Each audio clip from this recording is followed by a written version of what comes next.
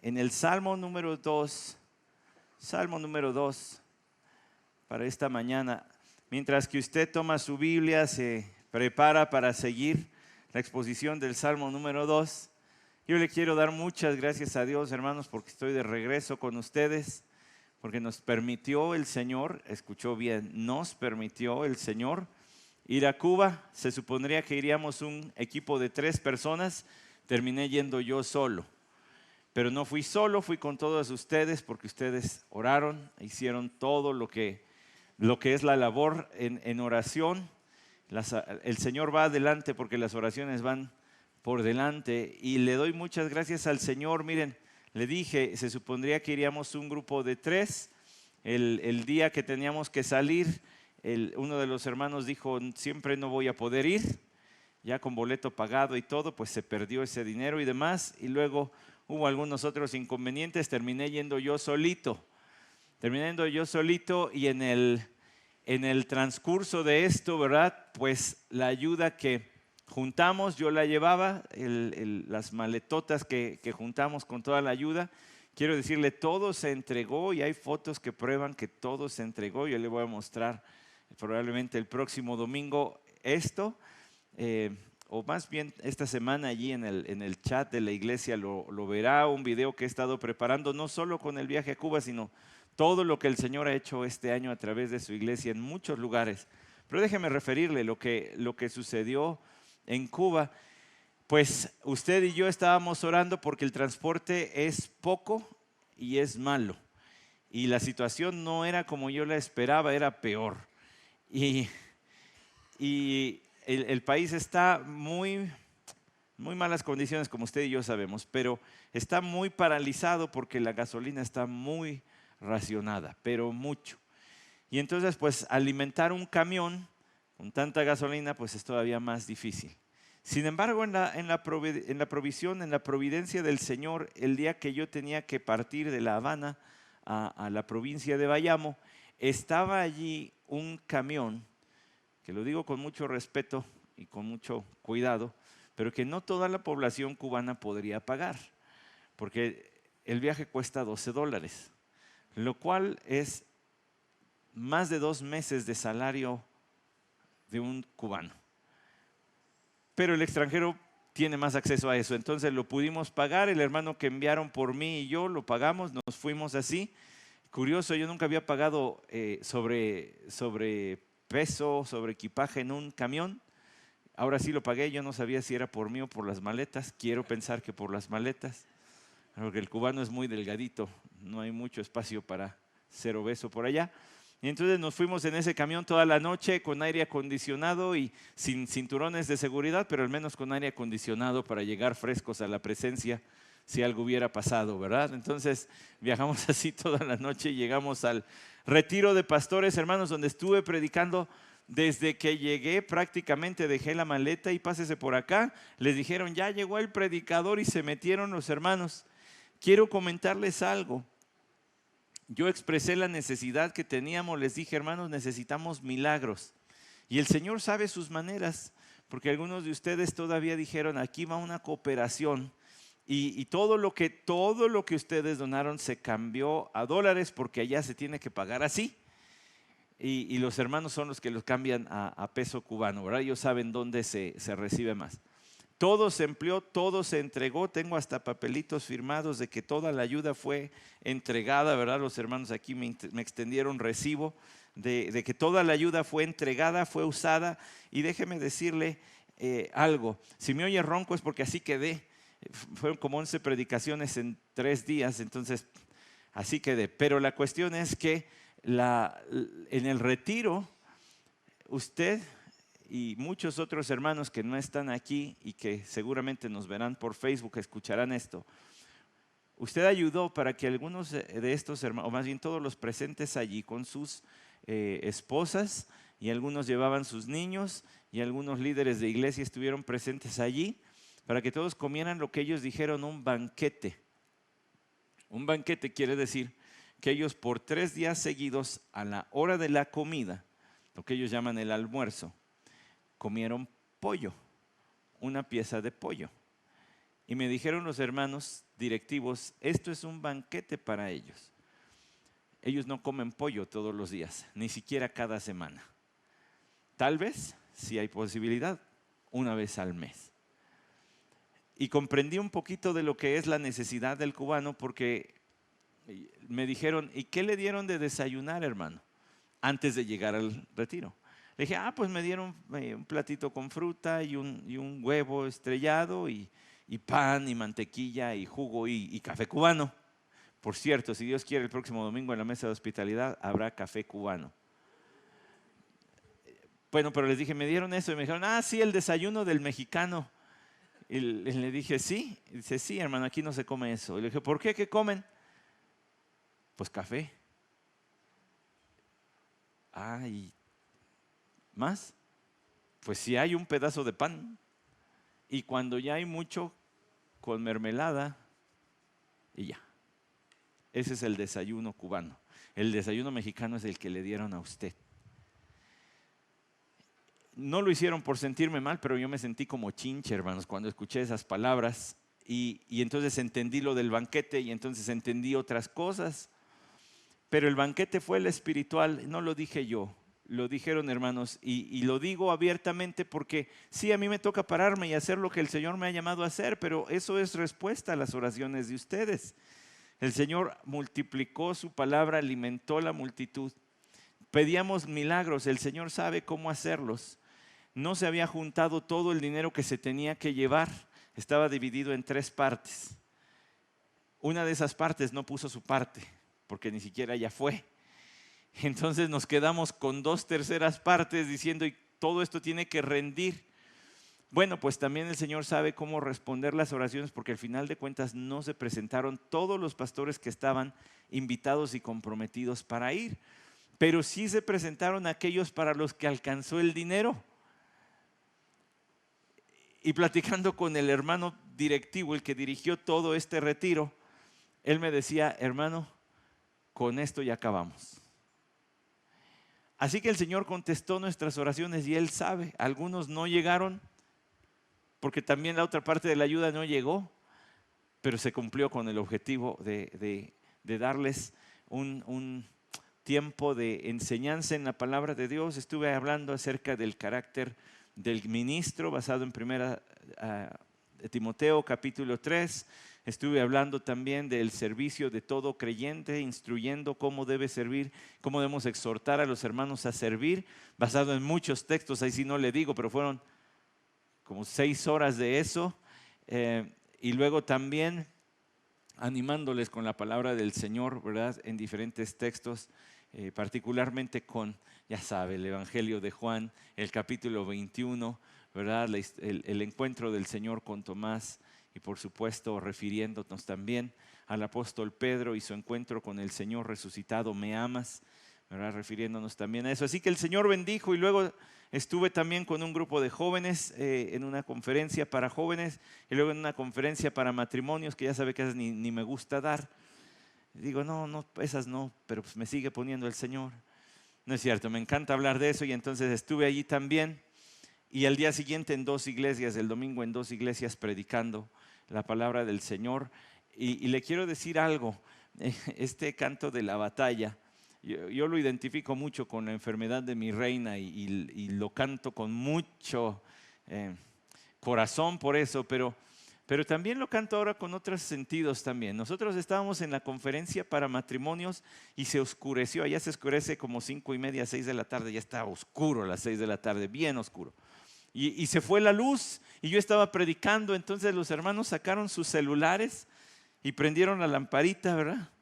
Y yo pensé que le iban a empezar a hacer así, pero no, nada más la pusieron así. Entonces me iluminaron un rato en lo que prendían una plantita de luz que tiene esa iglesia y tuvimos así parte de la conferencia, pero ¿sabe qué fue lo más maravilloso? Pero también, no sé, da un saborcito que dice uno, vámonos a la guerra de una vez, Señor. Que a lo lejos se oían tambores. Tambores. Entonces, cuando terminó todo el evento, ¿verdad? Los percibí cuando se fue la luz porque me quedé sin micrófono. Se seguía hablando, pero sin micrófono. Luego regresó la luz con la planta y ya tenía micrófono. Pero al final, cuando nos retirábamos, pues ya apagaron la planta de luz. Y entonces estábamos platicando con el pastor y cuando salimos, porque para todos lados me traían en una especie de visitaxi, pero de moto. Entonces cuando salimos, se oían clarito los tambores.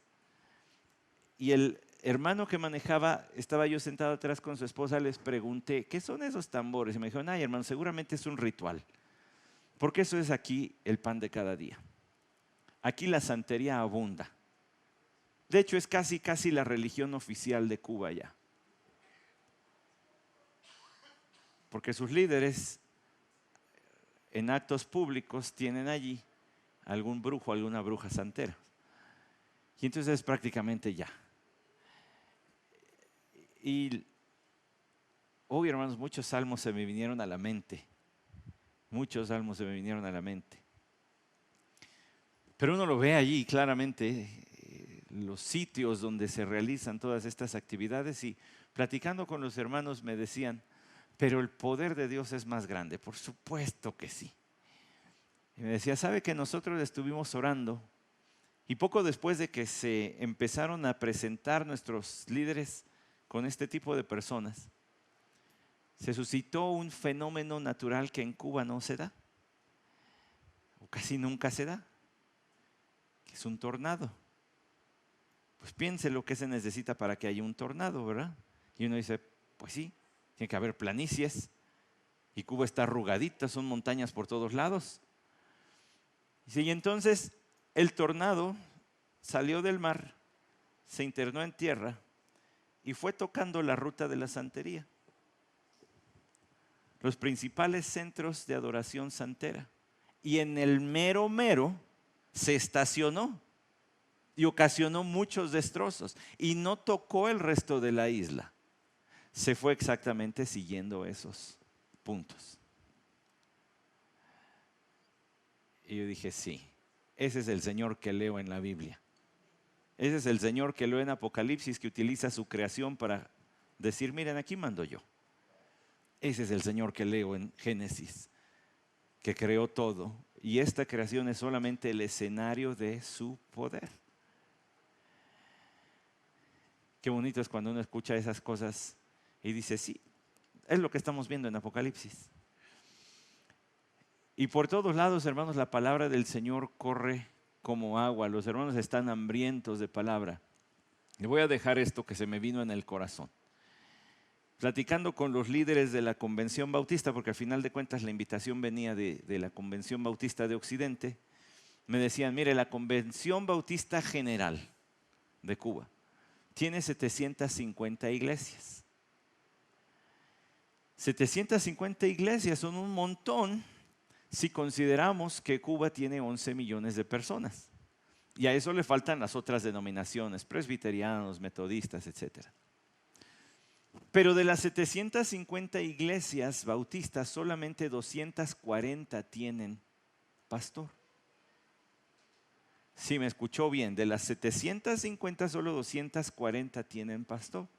Yo les dije, ¿cómo? O sea, ¿en qué momento sucedió? Me dicen, bueno, usted tiene que tomar en cuenta que a Cuba le pegó muy duro el COVID y más de 1 millón de personas murieron por COVID. Entre ellos, algunos obviamente pues eran pastores. Eso ya trae para el déficit. Pero después de eso estamos viviendo una inflación como nunca en los últimos 3 años. Y muchos cubanos están saliendo de la isla. Y buscan llegar a Estados Unidos porque se les da asilo político. Pero está habiendo un éxodo masivo de cubanos. Y en los últimos años han salido aproximadamente 2,5 millones de cubanos de la isla. Y entre esos también se van pastores. Las iglesias cubanas bautistas están muy bien educadas porque saben que recae en ellos el sostenimiento del pastor. Pero se convierte en un arma de 2 filos porque cuando viene el sostenimiento y el pastor dice, sí hermanos, pero no me alcanza con lo que ustedes me pueden dar, voy a tener que adquirir otro trabajo, entonces las congregaciones se van a otra iglesia donde el pastor solamente se dedique a eso. Pues sí, pero cuando se van, ¿qué pasa? Pues se quedan menos, pues en peor situación se ve el pastor. ¿Qué termina haciendo? No puedo más, tengo que ver por mi familia. Y entonces hay un déficit enorme de pastores en Cuba. Y ya sabe que el Señor no desperdicia viajes, no desperdicia tiempo. No pisé un solo lugar turístico, pues, más que una placita que íbamos pasando allí. Pero no desperdicia el Señor el tiempo. Porque me hospedaron en la casa donde me llevaron al garage y prenden la luz y ¿qué cree que me dicen? Esta es la extensión del seminario de aquí. Le digo, ay, mire, qué curioso, qué curioso. A mí ni me gusta andar en estas cosas. Y me dice, pues sí, y tenían una cartulinita de esas que tienen plástico, una cartulinita como de 30 por 60, y me dicen, este es el pizarrón. Tenían escrita ahí una palabra en hebreo, ese es el pizarrón. Y me llevan al otro lado del cuartito como de este tamaño, y tienen 2 repisas y me dicen, esta es la biblioteca de la extensión. Otra vez me sentí como pulga porque yo tengo libros guardados en cajas y los he tenido así por años porque no caben en mi casa, pero están allí guardados. Y esto es lo que tienen de biblioteca estos hermanos.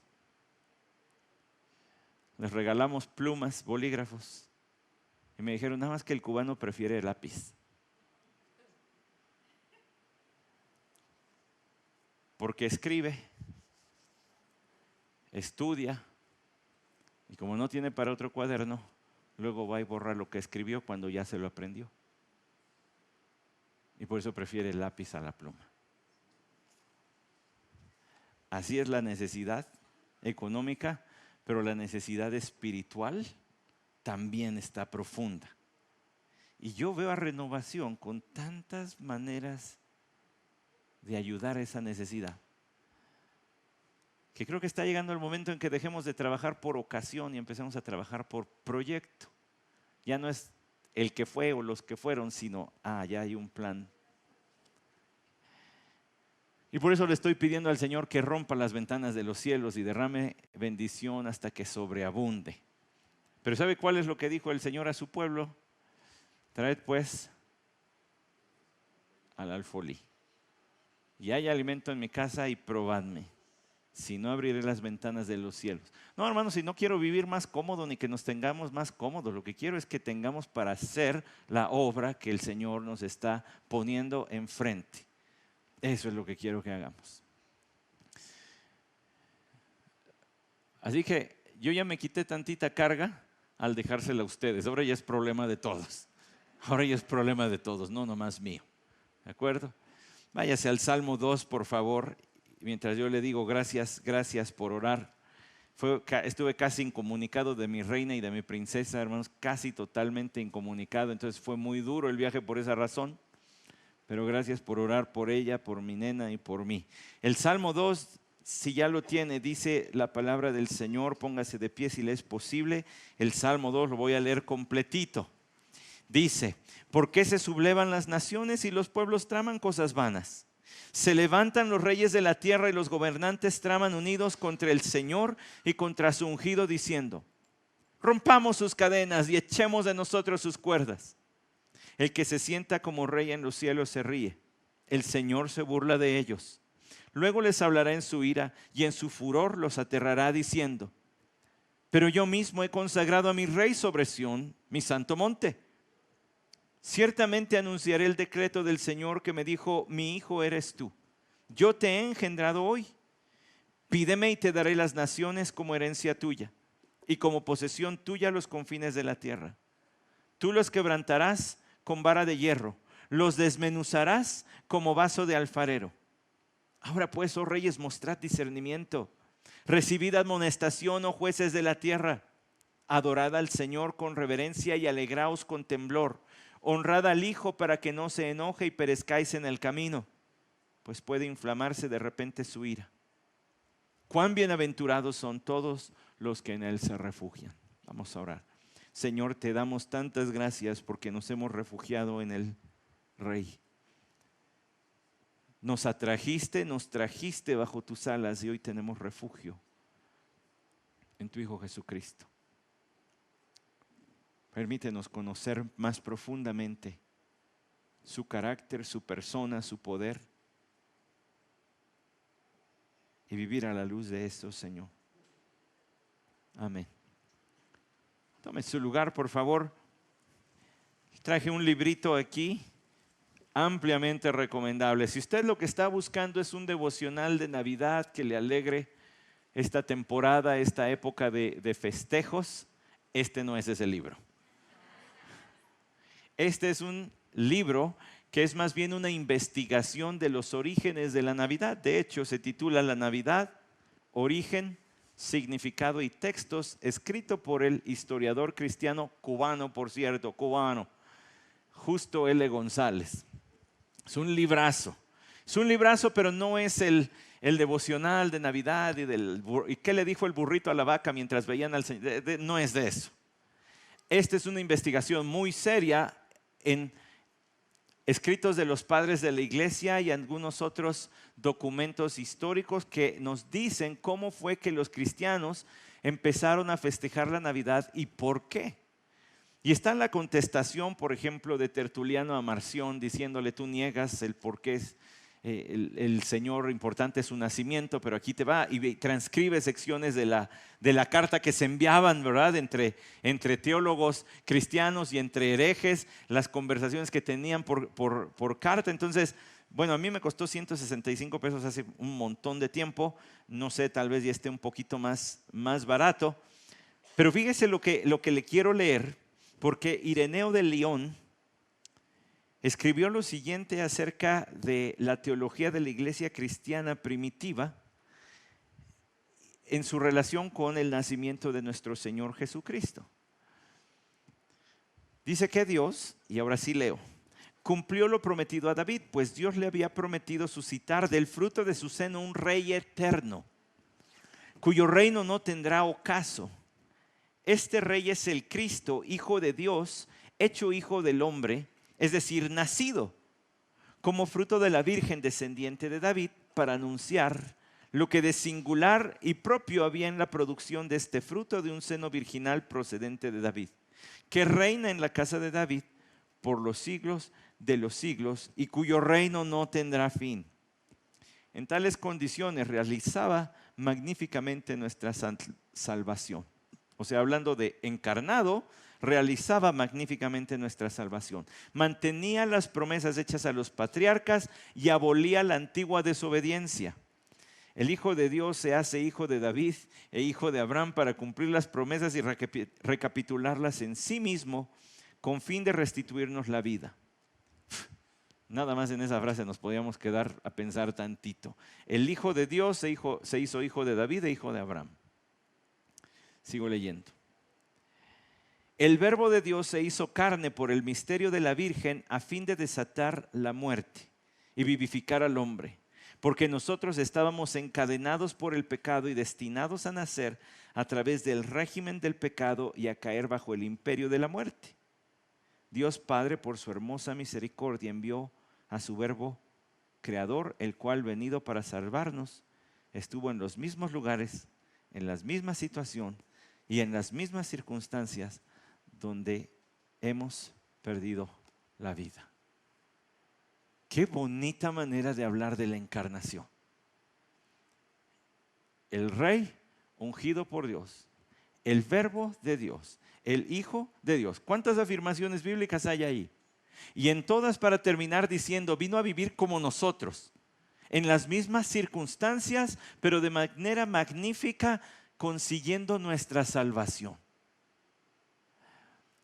Hace, no sé, por allí de agosto, los discos de Navidad salen en septiembre, pero los sermones de Navidad se empiezan a preparar desde agosto. Empecé a pensar qué estaríamos meditando para Navidad, y la verdad es que tiene que ser así, porque no hay muchos textos de la Navidad, entonces hay que buscar los ángulos desde donde le va a entrar uno. Estaba yo ya prácticamente decidido cuando una hermana de nuestra iglesia me mandó un mensaje para decirme cuál va a ser la serie de Navidad para empezar a diseñar las carátulas y todo. Ya la eché de cabeza con diseñar, ¿verdad? Pero usted ya sabe. Y entonces, pensando en eso, le dije, van a ser las canciones del rey. ¿Sabe usted que en el libro de los Salmos hay aproximadamente 95 referencias a nuestro Señor Jesucristo? No 95 salmos mesiánicos, porque para que un salmo se considere mesiánico, la mayor parte de su contenido debe apuntar al Mesías. Pero referencias al Señor Jesucristo en los salmos hay más de 95, aunque el número nunca va a ser preciso, porque también depende de la interpretación del que lo dice. Pero casi siempre se coincide en que en los salmos se habla de la primer venida del Señor a través del linaje de David, que se habla de él como un Mesías para todas las naciones, uno que conoce a su Padre desde que es niño, a su Padre Dios, uno que será llamado Hijo de Dios aún desde el vientre, será llamado Rey de los Judíos, el Hijo de Dios, será el unigénito del Padre, será el Mesías o Rey eterno, el Mesías creador de todas las cosas, el Señor Dios y Rey, el Mesías que será además sacerdote según el orden de Melquisedec. También será adorado por los niños, de la boca de los niños, de los que maman. El Mesías será la revelación de las escrituras hebreas concernientes a sí mismo, hará la voluntad de su Padre Dios, traerá salvación, traerá mensaje de misericordia, no participará en las prácticas faltas de ética de los religiosos de su tiempo, enseñará en parábolas, calmará las tormentas, traerá justicia, vendrá en el nombre del Señor, y si le sigo no acabo, porque tengo aquí 68 categorías diferentes de la obra y persona de Cristo, tan solo en los salmos. Tan solo en los salmos. Y apenas le leí como 20. Entonces aquí hay canciones del Salvador. Aquí hay canciones del Rey. Y estudiando diferentes textos y analizando cuál debería ser el que abriera la serie, cuál debería ser el primer texto que nos dé el panorama completo, pues hubo varios candidatos. Pero también pensando en lo que vemos a nuestro alrededor, me incliné por el Salmo 2. El Salmo 2 es un salmo real. Es decir, el Salmo 2 es un salmo de aquellos que se cantaban cuando se iba a coronar a un nuevo rey. Se iba a promulgar como rey a una nueva persona. El 6 de mayo del 2023, nosotros vimos la promulgación de un nuevo rey, pero es un nuevo rey efímero, es Charlie, Carlos de Inglaterra. Vimos todo lo que se hizo, el protocolo y todo. Pasaban por la televisión los documentos oficiales de invitación a diferentes mandatarios, y gente de mucha autoridad en el mundo tuvo la oportunidad de estar allí, incluso hasta gente de la farándula, ¿verdad? Del espectáculo. No sé para qué van esos, pero bueno, los invitaron. En marzo de este año estuve en el archivo del evangelista Billy Graham. Y se nos dio el detrás de cámaras. El detrás de cámaras, porque cuando una persona solicita consultar algún documento relacionado con su vida, lo sientan en una computadora y llega el experto, hace la búsqueda y le pone los documentos allí para que los vean en la computadora. A nosotros nos dejaron entrar a donde están los documentos. Un sitio donde están archivadas cosas con sistemas de seguridad increíbles y aún de protección en caso de incendio. Y sacaron cartas que recibió Billy Graham firmadas de puño y letra de la reina Isabel. Y uno ve el documento y dice, no hombre, ese papel vale más que mi casa. O sea, se ve fino. Y luego la estampa que trae. Y ya habiendo fallecido la reina Isabel, que ella haya, porque los reyes, como en la antigüedad, tienen sus amanuenses, ¿verdad? Entonces le dicen, a ver, escribe. Y el otro escribe. Pero se querían tanto entre este evangelista y esta reina, a decir de los historiadores, buena cristiana, se querían tanto que ella le escribía de puño y letra a él. Entonces nos sacaron cartas escritas de puño y letra de la reina. Y pues sí se siente bonito, ¿verdad? Decir, hombre, yo nunca pensé en mi vida ver una cosa de estas. Y luego mira el papel tan moderno. No, no lo dejan a uno tocar, se está nada más viendo, pero ya lo estás viendo. Todas esas ceremonias y protocolos impresionan, llaman la atención.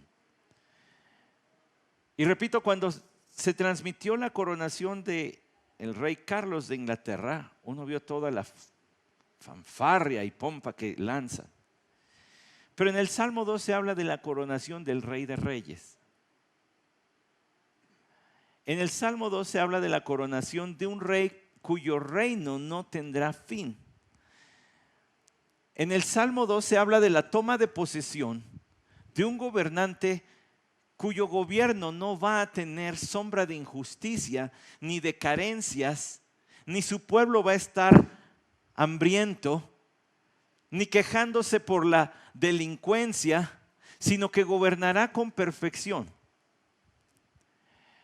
Sin embargo, ese rey será despreciado, es despreciado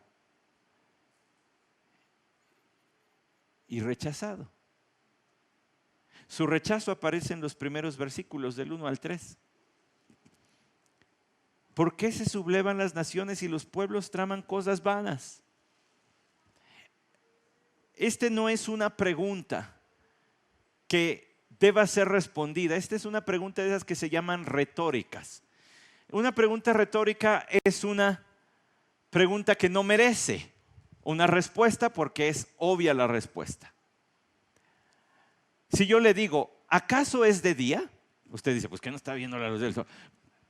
Pero usted entiende que no le estoy preguntando para que me diga si es de día o es de noche. Le estoy afirmando en forma de pregunta. Cuando se pregunta aquí, se lanza la pregunta, ¿por qué se sublevan las naciones? No es que se esté buscando información, como si el autor divino o el autor humano estén buscando que alguien les diga algo que no saben, sino afirmando que es ilógico, incoherente, absurdo e innecesario que las naciones se subleven.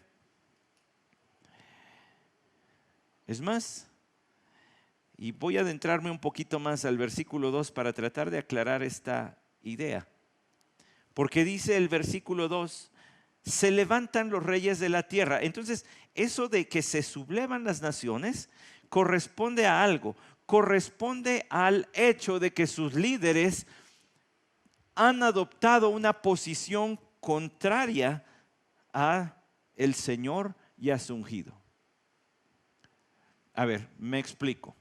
Allí el versículo 2 dice, se levantan los reyes de la tierra y los gobernantes traman unidos contra el Señor y contra su ungido. Pero el verbo levantar en el versículo 2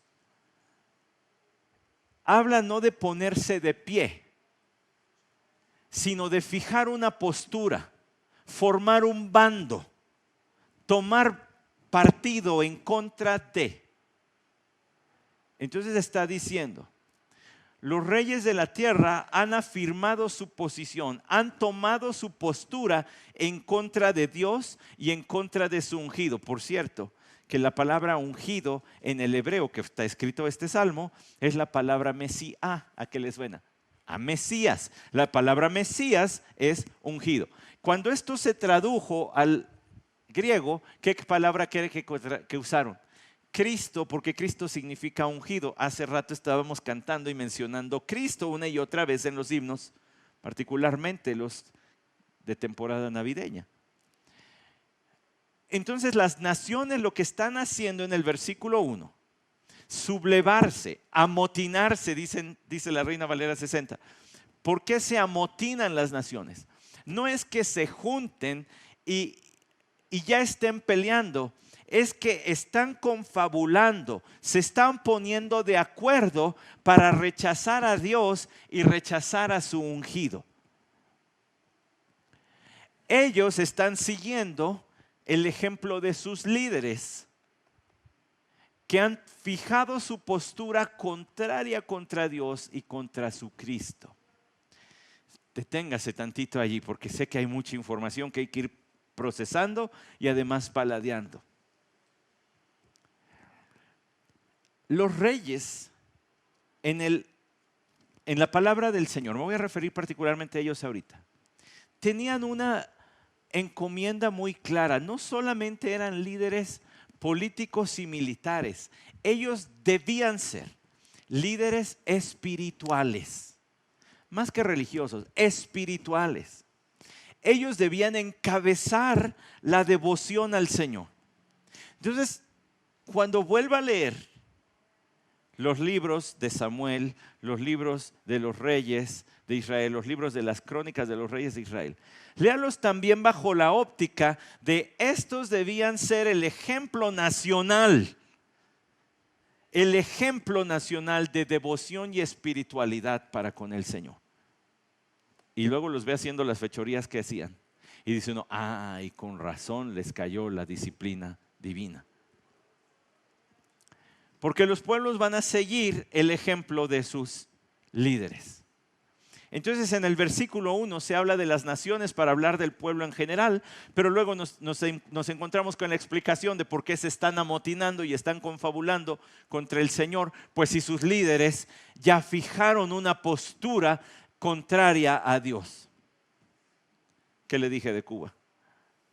Y cuando estos hombres empezaron a adoptar prácticamente como la religión oficial la santería, dicen los hermanos cubanos, se esparció, creció.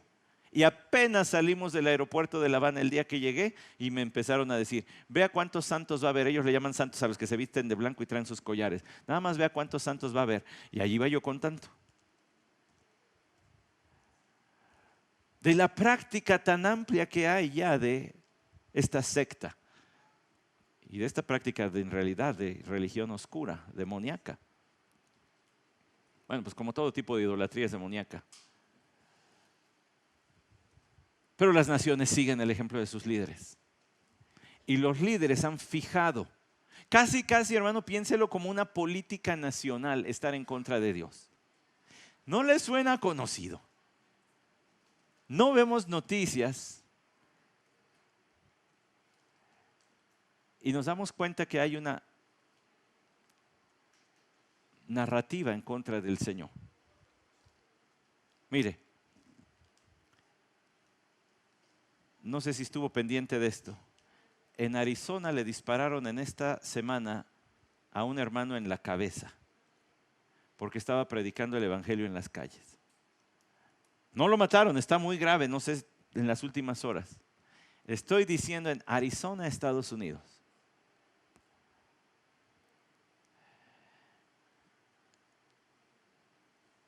No se extrañe de que esas cosas se vean con más y más frecuencia. Lo hemos hablado aquí de la Huasteca mexicana. Pero que sucede en un país como ese, con la influencia cristiana que tuvo en sus orígenes, es como que ya estamos llegando al extremo. Si pasa ahí, pasa en cualquier lado.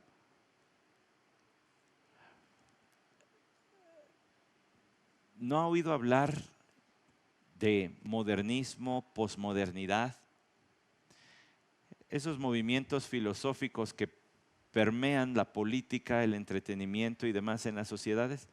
Pues ¿sabe cómo se le empieza a llamar? Aunque nunca hay una división clara, pero ¿cómo se le empieza a llamar este tiempo? El tiempo post-judeocristiano. Es decir, todas las ideas que la sociedad tomó de la cultura judía y cristiana se están rechazando. Y le voy a poner algunos ejemplitos. El valor de la vida humana, el valor del anciano y del bebé en el vientre. Eutanasia, aborto. El lugar de la familia como el núcleo de la sociedad. Y entonces el matrimonio entre gente del mismo sexo que jamás tendrá la bendición de Dios, porque Dios no reconoce eso como matrimonio, sino como Él lo dictó. Dejará el hombre a su padre y a su madre y se unirá a su mujer. Entonces es heterosexual y es monógamo. Uno solo, una sola, y cada uno de diferente sexo.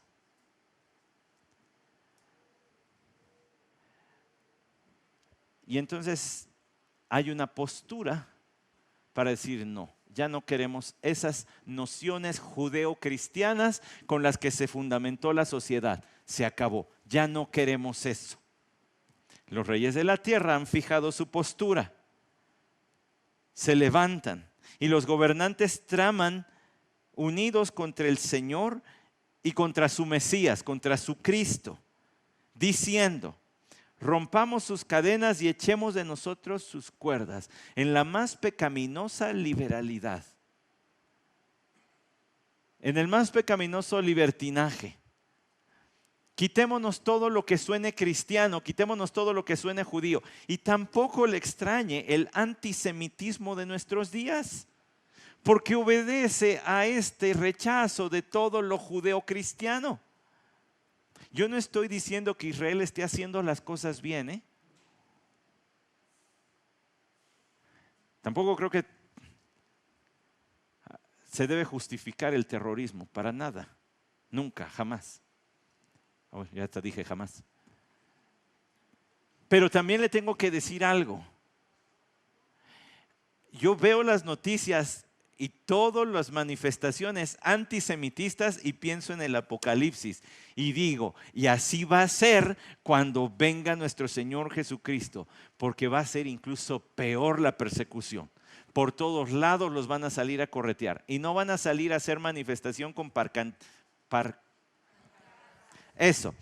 No van a salir con armas a perseguirlos y a matarlos por todo lugar donde estén. Esto es una probadita de lo que se viene en la tribulación. Para entonces volverán a Cristo, pero ahorita no. Y ahorita se comportan como no creyentes. Los judíos no son cristianos, no son creyentes. Son el pueblo escogido de Dios, pero no tienen a Cristo en su vida. Por eso es que también no se puede justificar lo que hagan, porque van a comportarse como no creyentes. Bueno, pero lo que quiero decirle es, todo eso lo que vemos es lo que dice el Salmo 2. Quitemos sus cadenas, echemos su yugo. Estaba allí en La Habana ya para venirme, la mañana en que ya me venía, y en la casa donde me hospedaron, empecé a oír ruido afuera y pues como estaban preparando el desayuno, me salí a ver qué era. Era una yunta de bueyes. Y tuve la oportunidad de sacarle foto a los bueyes como de aquí al árbol de Navidad. Estaban cerquitita. Fascinante porque pues yo lo he leído y lo he visto en otros lados, pero se me vino a la mente porque mi yugo es fácil y ligera mi carga. Llevad mi yugo sobre vosotros. Entonces me quedé viendo a estos animalitos y estaba reflexionando en lo que dijo el Señor. Mi yugo es fácil, pero es yugo, pero es fácil. Sí, pero es yugo, sí, pero es fácil. Lo que estos dicen aquí es: rompamos sus cadenas y echemos de nosotros sus cuerdas, quitémonos ya su yugo. Queremos ser libres de este Dios. Queremos vivir en un mundo sin Dios o sin noción de Dios. Porque tener noción de Dios cautiva la mente. Despierta la conciencia. Por eso es que la gente prefiere decir Dios no existe. Porque si no hay Dios, entonces yo nunca voy a tener que entregar cuentas de lo que haga con mi vida. Y puedo entonces hacer lo que yo quiera, lo que se me antoje. Por eso es que ellos dicen, quitemos sus cadenas, rompamos ya sus ligaduras, sus cuerdas. Déjanos en paz. Muy como el hijo pródigo. Ojalá estuvieras muerto, Padre. Yo ya hubiera cobrado la herencia.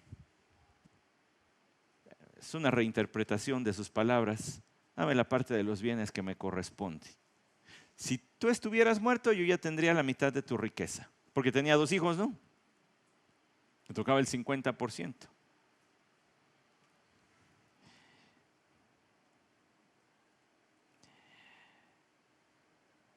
Versículo 4. El que se sienta como rey en los cielos se ríe. El Señor se burla de ellos. Aquí ¿está listo para la cápsula técnica o ya lo perdí? ¿No? ¿Todavía hay energía para inventarnos un trompito a la uña, diría mi señor padre? Échese este trompo a la uña. Este versículo 4 contiene paralelismo sintético. Para los que les gusta tomar notas, póngale paralelismo sintético, es decir, de síntesis. Dos frases resumen una sola idea. El Señor, el que se sienta como rey en los cielos, se ríe. Note allí, el Señor se burla de ellos. Primero le llama el que se sienta en los cielos y luego le llama Señor. Entonces la identidad nos queda claro. De aquel que se están queriendo librar, se ríe. Pero la primera es una risa de simpatía. Hombre, qué chistoso. Como ver pelear dos gatitos. Mira qué chistosos se ven. Mira, hasta tierno. Pero la segunda frase, aunque es paralelismo sintético, añade en el verbo burlar, esta ya no es una risa de me da risita. Este ya es una burla de soy superior a ti. ¿Se acuerdan ustedes de aquel corredor jamaiquino llamado Usain Bolt? El hombre más rápido de la tierra. Que a veces le sacaba tanta ventaja a sus competidores que ya se iba viendo en la pantalla y se veía y sonreía mientras corría. O sea, tenía tan dominada la competencia que ya era como fácil. Es una risa burlona. Aquí no hay quien me haga sombra. La segunda frase es una risa burlona. ¿Quiere hacer reír a Dios? Trate de salir de su control. Yo no sabía que aquí en la Nápoles hay una calle que se llama Providencia. Algunos ya la han transitado porque ya saben. Hay una que se llama Providencia. Yo iba buscando a ver si había una esquina con soberanía. Yo dije, si hay, es tema de sermón eso. Allí vivimos, en Providencia, esquina con soberanía. Ahí vive toda la humanidad. Las reflexiones teológicas que uno tiene cuando maneja por la Ciudad de México. Pero estos se quieren librar y el Señor se burla porque dice, ¿cómo crees? Pero es absurdo. Te sientes que te vas a salir corriendo de mi mano. Y por más que corres, sigues en la palma de la mano del Señor. Por más que huyes de su presencia, estás ahí en su mano.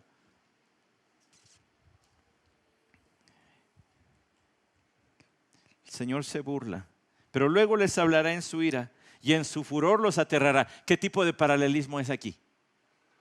Díganme.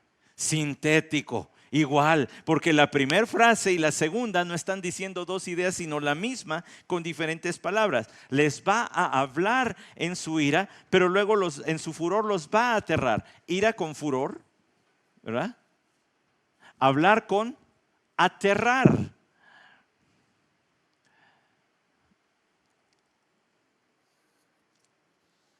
Espero que no sienta feo mi comentario, ¿verdad?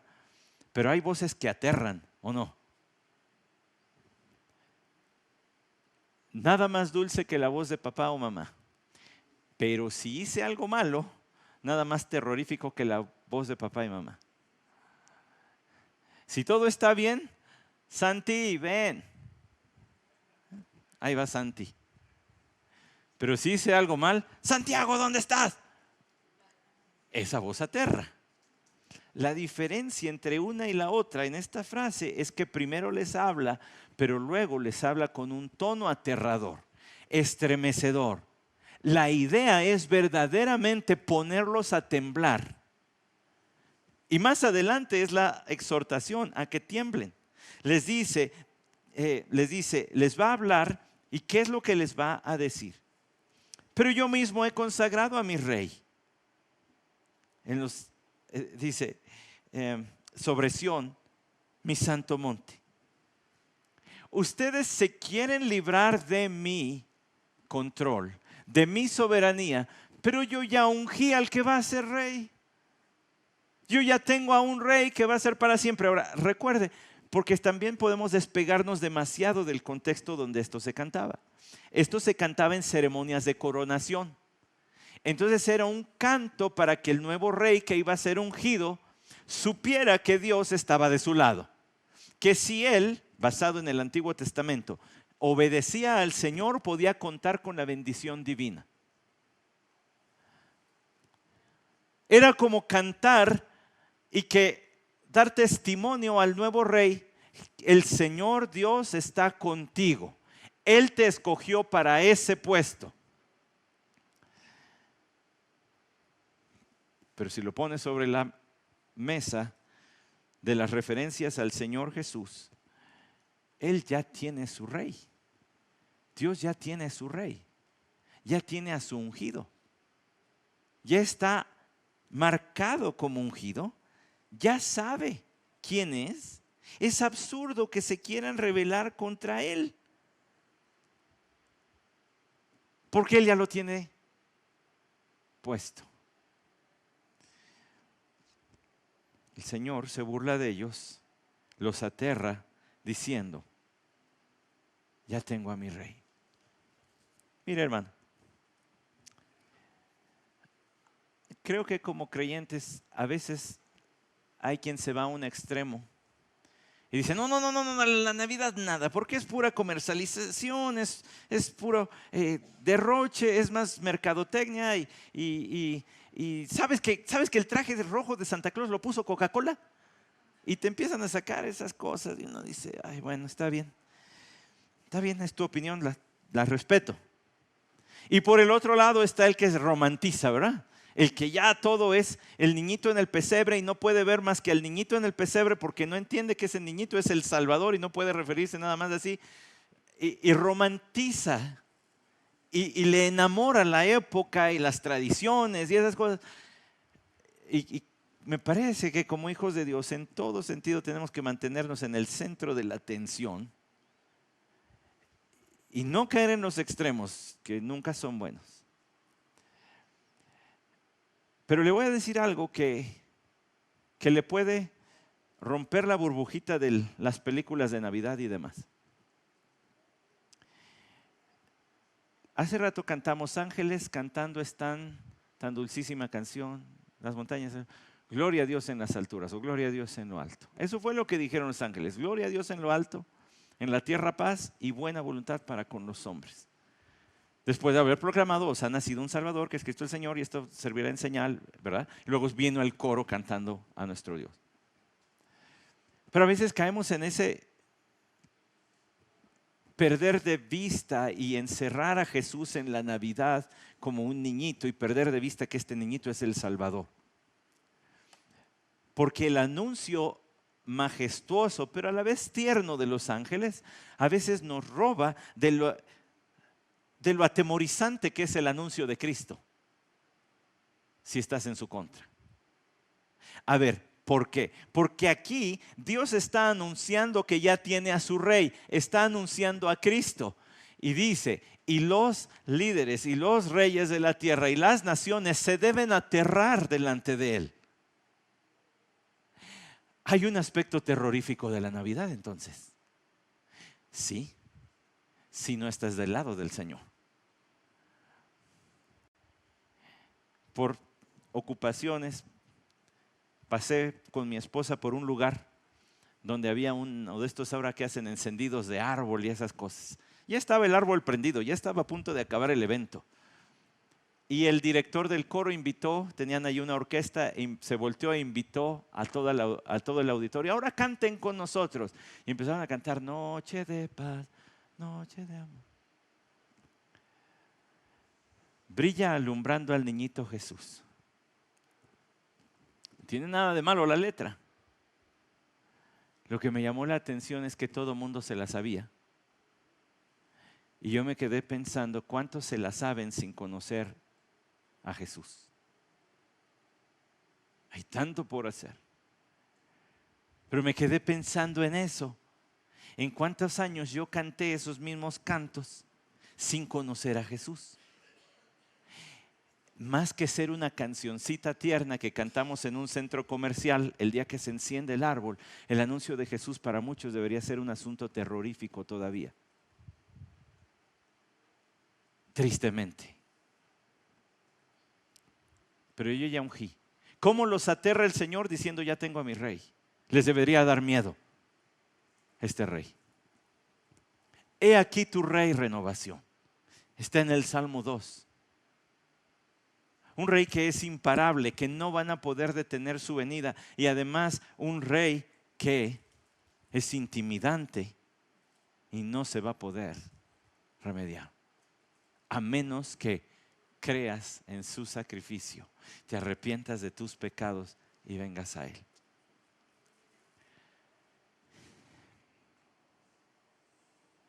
Pero yo mismo he consagrado a mi rey sobre Sión, mi santo monte.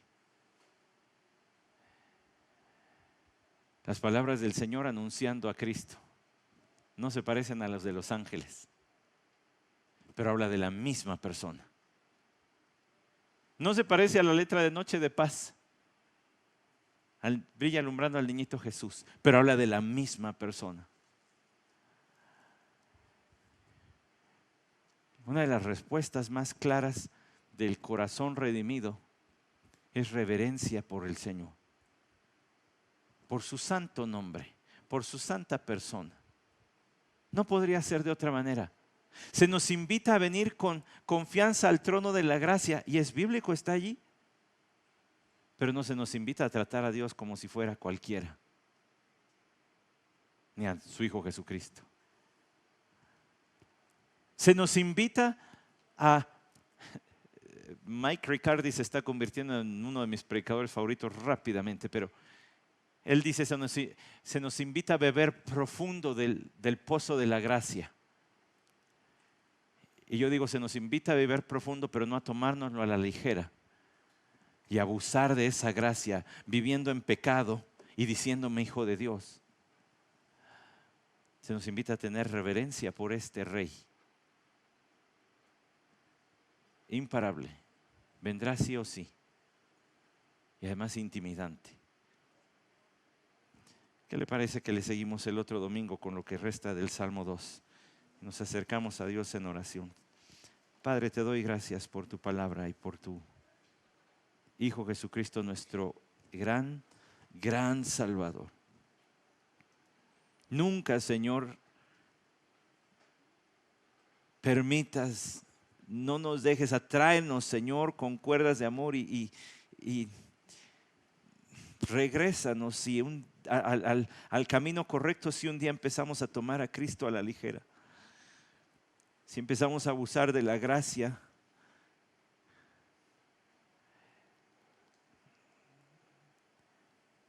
si lo dejamos solamente, Señor, como un niñito rodeado de animalitos tiernos, y no vemos al Rey hecho carne.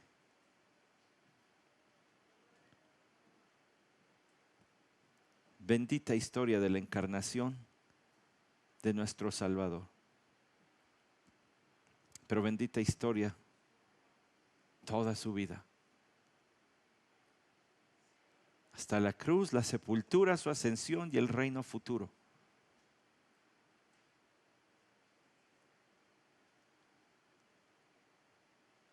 Así que ayúdanos a conducirnos como debemos, con temor y temblor delante de tuyo. Amén. Próximo domingo el cafecito va a ser fuerte. Y le seguimos al Salmo 2.